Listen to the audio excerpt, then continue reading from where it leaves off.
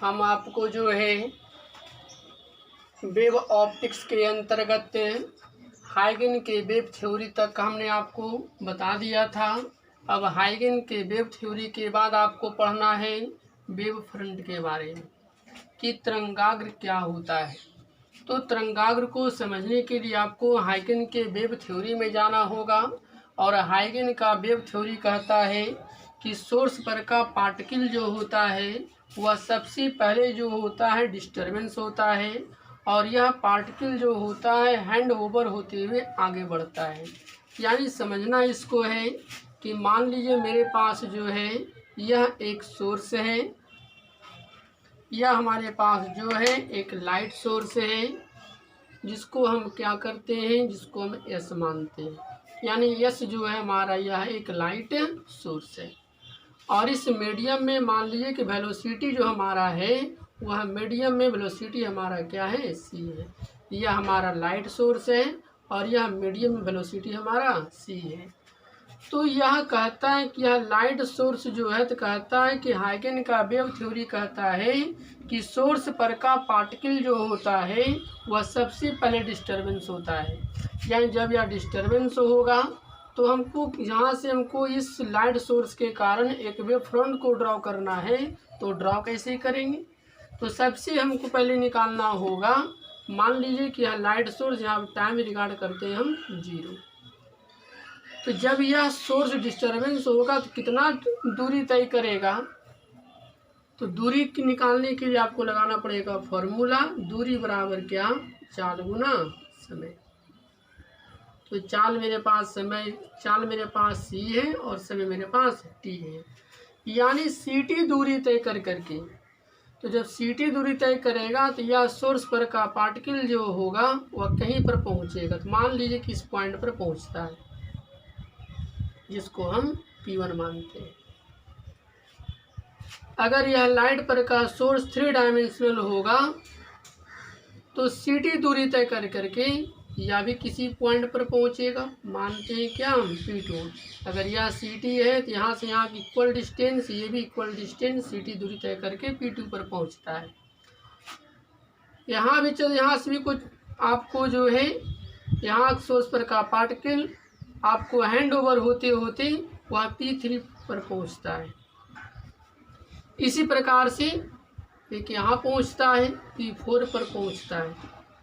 तो ये सब जो पार्टिकल आप देख रहे हैं, यहाँ जो पहुंचा हमारा डिस्टर्बेंस जो पहुंचा, तो यहाँ पर का पार्टिकल का कहता है कि आपका फ्रीक्वेंसी वही होगा जो फ्रीक्वेंसी हमारा इस सोर्स का होगा।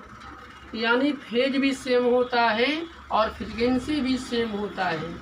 और जब इससे होकर के ये सेम टाइम आपको जो होगा आपको डिस्टर्बेंस होगा, जब इससे होकर के आप क्या कीजिएगा, ड्रॉ कीजिएगा, इसे मिलाइएगा, तो इस प्रकार से हमारा एक वेव फ्रंट तैयार होगा।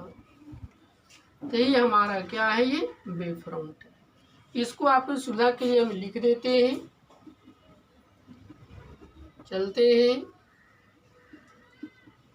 कहता है हाइगन्स थ्योरी के अनुसार, हाइगन थ्योरी क्या कहता है, हाइगन थ्योरी को समझना है।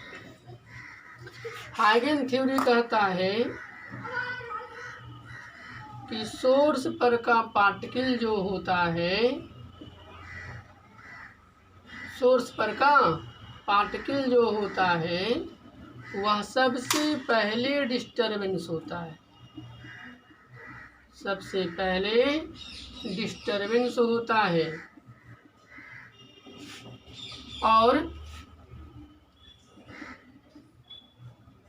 और ये हैंड ओवर होते हुए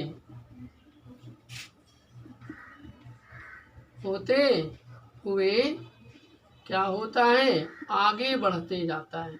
अब समझना इसको है। तो ये जो देख रहे हैं फिर समझना है, यह हमारा जो है एक लाइट सोर्स है जिसको हमने यस माना, यहाँ पर टाइम हमने रिगार्ड 0 मान लिया। अब यह सोर्स पर का पार्टिकल जो होगा सबसे पहले डिस्टर्बेंस होगा और यह हैंड ओवर होते हुए आपको ct दूरी तय कर करके किसी पॉइंट पर पहुंचेगा।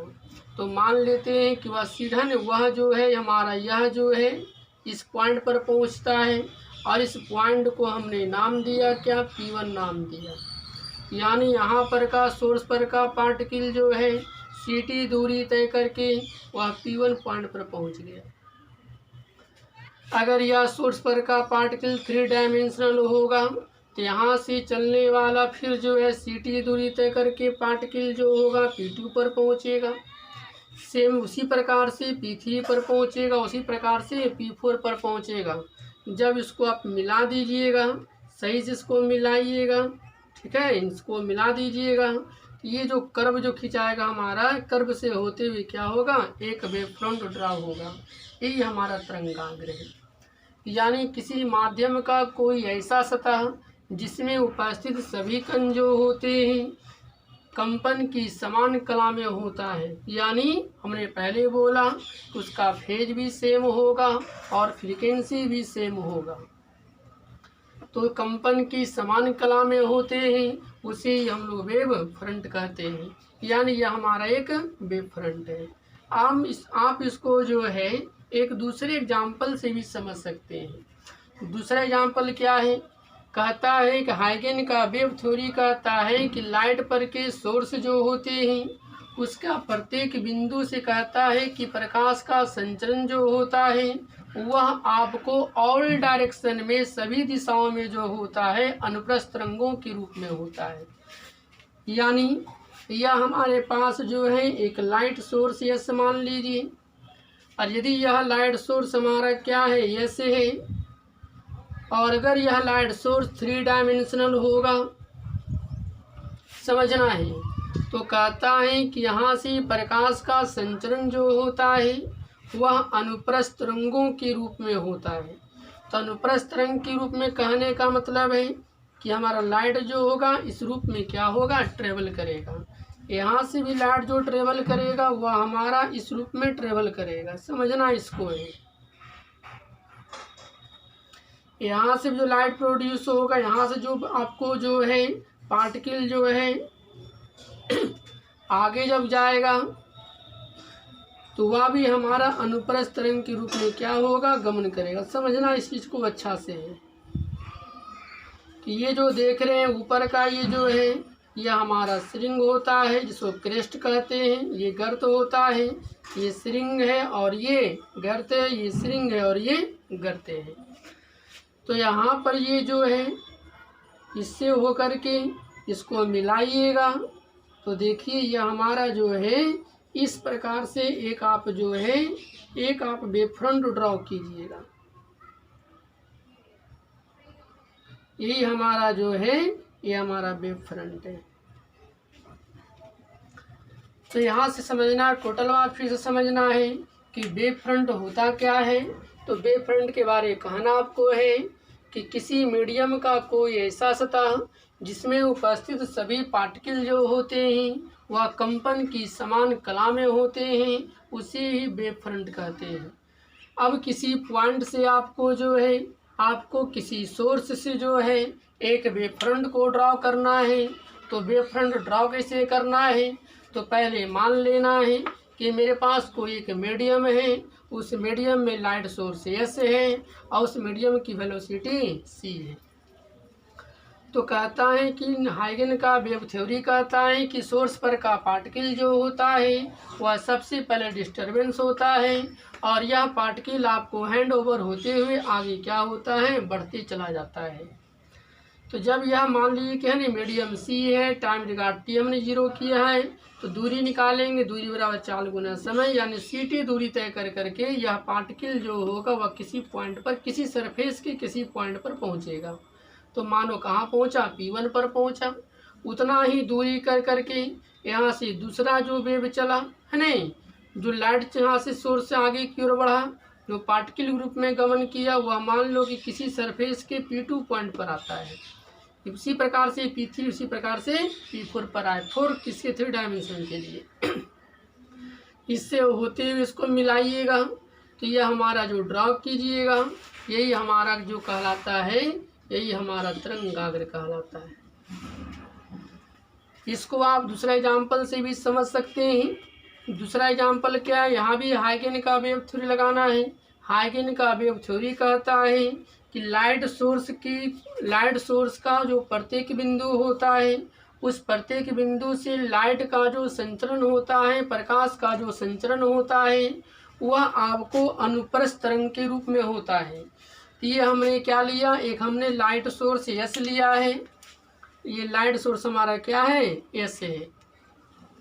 तो कहता है कि ये जो देख रहे हैं 3 डायमेंशन ऑल डायरेक्शन में दिखा रहे हैं, तो कहता है कि लाइट का जो संचरण होता है वह अनुप्रस्थ तरंगों के रूप में होता है। इस प्रकार से होगा, यहाँ से जो चलेगा वह भी इस प्रकार से होगा, यहाँ से जो चलेगा वह भी इस प्रकार से गमन करेगा। तो ये हमारा सिरिंग है, ये हमारा गर्त है, ये हमारा सिरिंग है, ये हमारा सिरिंग है, ये हमारा गर्त है। सबका सिरिंग गर्त होगा, सिरिंग गर्त, ये गर्त है, सिरिंग गर्त और ये गर्त है। तो इससे हो करके अगर आपको इसको मिला दीजिएगा तो एक कर्व के रूप में मिलाइएगा तो देखिए ये हमारा जो प्राप्त होगा, ये हमारा वेव फ्रंट होगा। अब यहाँ से उठता है कि वेव फ्रंट जो होता है, तो वेव फ्रंट जो होता है वो हमारा 3 तरह का होता है। कौन कौन सा होता है वो आपको यहाँ पर हम लिख देते हैं सुविधा के लिए। आगे जो पढ़ना आपको है इसको मिटाते हैं।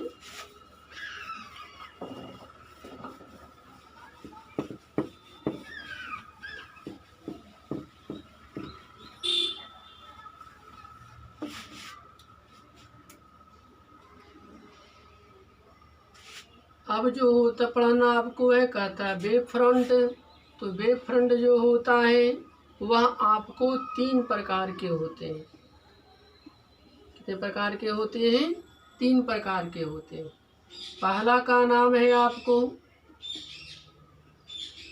गोलीय तरंगाग्र, इसको याद करना है। पॉइंट सोर्स के कारण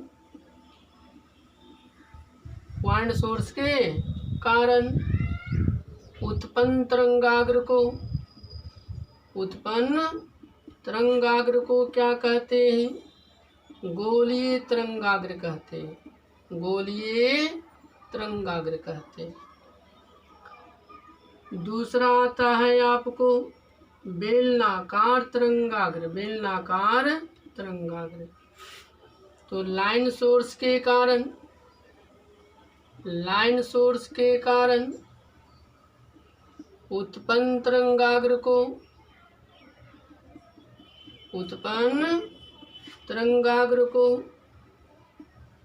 बेलनाकार तरंगाग्र कहते हैं। तीसरा आपको आता है समतल तरंगाग्र।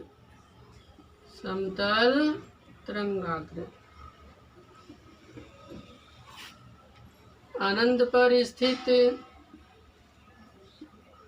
पॉइंट सोर्स के कारण उत्पन्न तरंगाग्र को समतल तरंगाग्र कहते हैं। अब समझना इसमें से कहता है कि गोलीय तरंगाग्र, इसी हमने आपको परिभाषा लिखा है। इस पर आपको डीपली जो है आपको कल हम बताएंगे, कल के वीडियो में। अब इसी हमने परिभाषा लिखा है, आगे इसका हम यूज करेंगे। गोलीय तरंगाग्र का निर्माण किसके कारण होता है, तो पॉइंट सोर्स के कारण होता है। बेलनाकार तरंगाग्र का जो निर्माण होता है वह लीनियर सोर्स के कारण जो होता है, नैरो स्लिट के कारण, है नहीं, वह हमारा जो तरंगाग्र बनेगा वह हमारा बेलनाकार तरंगाग्र होता है। समतल तरंगाग्र जो होता है वह अनंत पर स्थित पॉइंट सोर्स के कारण, तो अनंत पर स्थित पॉइंट सोर्स के कारण जिस तरंगाग्र का निर्माण होता है उसी को कहते हैं हम लोग है समतल तरंगाग्र। ये दोनों का सोर्स होता है। इस समतल तरंगाग्र का कोई सोर्स नहीं होता है। जब गोलीय तरंगाग्र और बेलनाकार तरंगाग्र बहुत बड़ा हो जाता है तो दूर से देखने पर वह हमें एक प्लेन आपको दिखाई देता है, तरंगाग्र दिखाई देता है। छोटा सा भाग उसका जो होता है प्लेन दिखाई देता है, उसी को कहा जाता है समतल तरंगाग्र। ये तीनों पर आपको डीपली चर्चा जो है, इससे ज़्यादा आपको जो विस्तार पूर्वक आपको जो है आपको इसके बारे चर्चा हम कल के वीडियो में करेंगे।